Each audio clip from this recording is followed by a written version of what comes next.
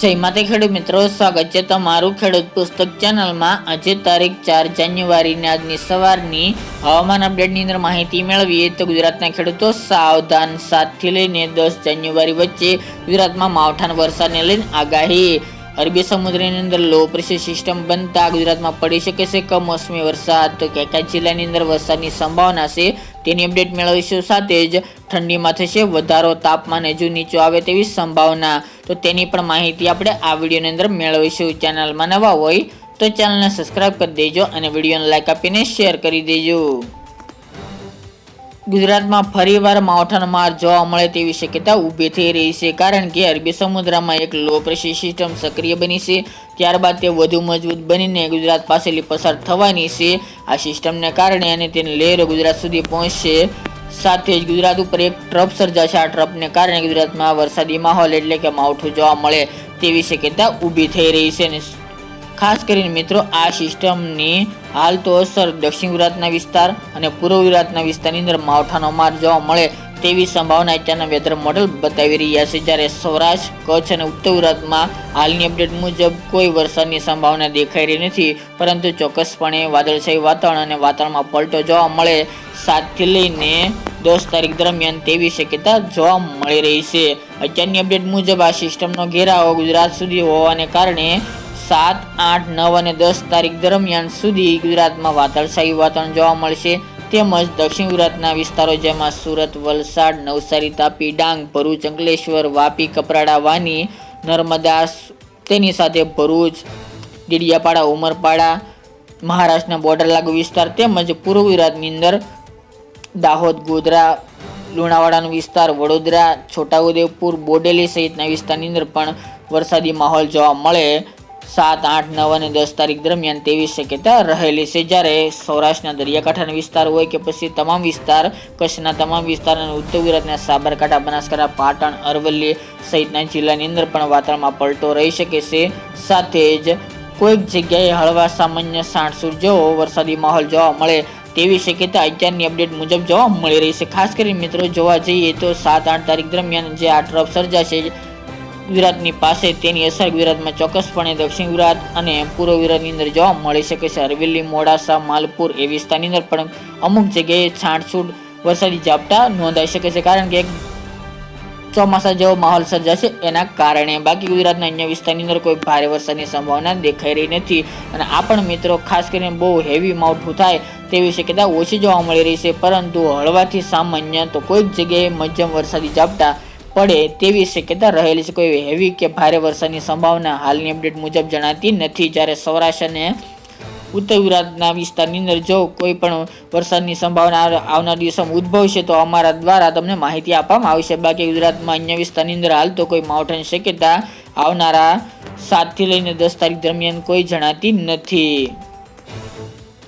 અને ખાસ કરીને મિત્રો, આ માવઠાની વધુ અસર દક્ષિણ ગુજરાતની સાથે પૂર્વ ગુજરાત તેમજ દક્ષિણ ભારતના મોટાભાગના રાજ્યોની અંદર જોવા મળે આ સિસ્ટમનો ઘેરાવો તેવી સંભાવના રહેલી છે। જો આ સિસ્ટમમાં કોઈ પણ ફેરફાર થશે અથવા તો ગુજરાત ઉપરથી પસાર થવાની થશે, હજી ફેરફાર થશે તો અવશ્ય માહિતી આપવામાં આવશે। અત્યારની અપડેટ મુજબ ગુજરાતથી ઘણી દૂરથી પસાર થવાની છે, પરંતુ તેની અમુક લહેરો ગુજરાત સુધી પહોંચશે, જેથી ગુજરાતમાં ચોક્કસપણે વાતાવરણમાં પલટો આવી શકે છે, જેથી વરસાદી ઝાપટા પડી શકે છે। આ સાથોસાથ મિત્રો વાત કરીએ તો ઠંડીમાં પણ 2 દિવસથી વધારો થઈ રહ્યો છે।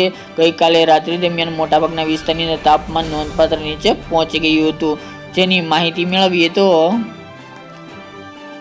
સૌથી પહેલા મિત્રો અત્યારે વહેલી સવારની 6 વાગ્યાની અપડેટની અંદર તાપમાન જોવા જઈએ તો જેમાં સૌથી નીચું તાપમાન નલિયામાં 7-8 ડિગ્રી સેલ્સિયસ સુધી જોવા મળી રહ્યું છે। આ સિવાય આબુ, અંબાજી, બોર્ડર લાગુ વિસ્તાર રાજસ્થાન તેમજ થરાદ હોય, ધાનેરા, ડીસા, પાલનપુર એ તમામ વિસ્તારની અંદર 8 થી લઈને 10-11 ડિગ્રી સેલ્સિયસ સુધી તાપમાન જોવા મળી રહ્યું છે। જ્યારે ઉત્તર ગુજરાતના અન્ય વિસ્તાર એમાં મહેસાણા હોય, રાધનપુર, ખેડબ્રહ્મા, હિંમતનગર, ડુંગરપુર એટલે કે અરવલ્લી, મોડાસા, માંડલી એ વિસ્તારની અંદર પણ 10 થી લઈને 13-12 ડિગ્રી સેલ્સિયસ સુધી તાપમાન જોવા મળી શકે છે અત્યારે વહેલી સવારની અપડેટ મુજબ। જ્યારે કચ્છમાં નલિયા, લખત્રાણા, અડેસર, ભુજ, રાપર, ગાંધીધામ, ખાવડા સહિતના વિસ્તારની અંદર તાપમાન ખાસ કરીને 15 થી નીચું એટલે કે 10 થી નીચું પણ નલિયા, અડેસર, ભુજ, રાપર વિસ્તારની અંદર તાપમાન નોંધાઈ રહ્યું છે।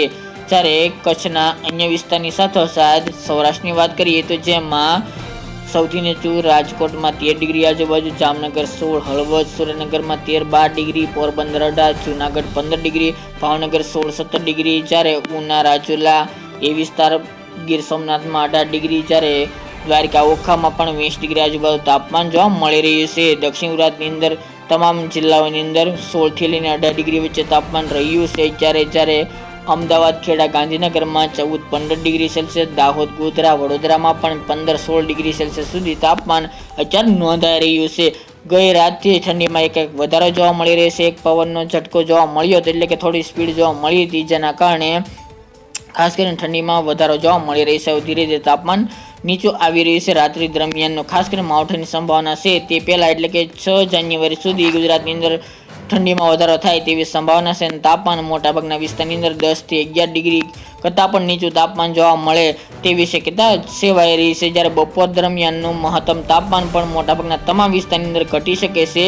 તેમજ વાત કરવા જઈએ તો મિત્રો આવનાર દિવસોમાં એટલે કે ગઈકાલથી ધુમ્મસ વરસાદ એટલે કે ઝાકળ વરસાદની શરૂઆત થઈ ચૂકી છે. જો ઝાકળ વરસાદ આવનારી 6 જાન્યુઆરી સુધી જોવા મળે તેવી શક્યતા જોવા મળી રહી છે, જેથી બપોર સુધી ગુજરાતની અંદર ઠંડીનો ચમકારો જોવા મળશે.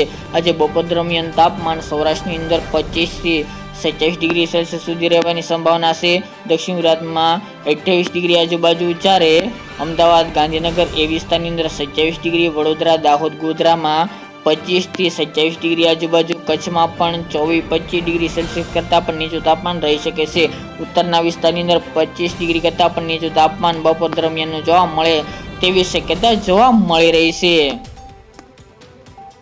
તો મિત્રો 6 તારીખ સુધી ગુજરાતની અંદર ઠંડીનો ચમકારો જોવા મળશે. આજે ખાસ કરીને 4 તારીખ દરમિયાન અને 5 તારીખ દરમિયાન ઠંડીનું જોર વધુ જોવા મળશે. તાપમાન પણ 2 થી 3 ડિગ્રી બપોરનું તેમજ રાત્રિનું નીચું આવે તેવી શક્યતા સેવાઈ રહી છે. આ સાથે જ મિત્રો નોંધ એ છે કે ઉત્તરાયણના પર્વની અંદર પણ એક કડકડતી ઠંડીનો રાઉન્ડ આવે તેવી સંભાવના દેખાઈ રહી છે, એટલે કે માવઠું ગયા બાદ.